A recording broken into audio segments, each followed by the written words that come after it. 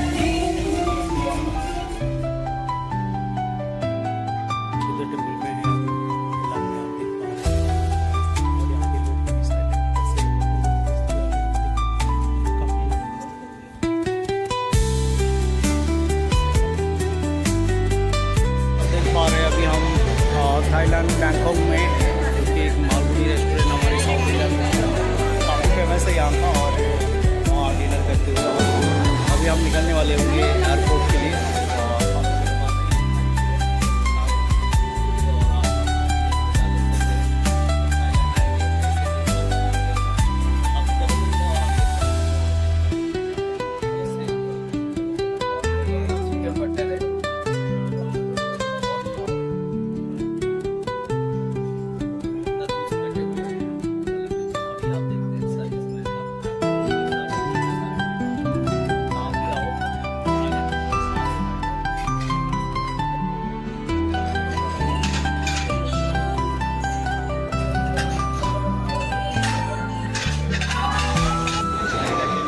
जगन्नाथ, आप देख पा रहे हैं अभी हम पूरे मतलब पूरे एसएमएस के टीम के साथ सारे फाइटर एंजॉय करते हुए मज़ा आ गया। लेकिन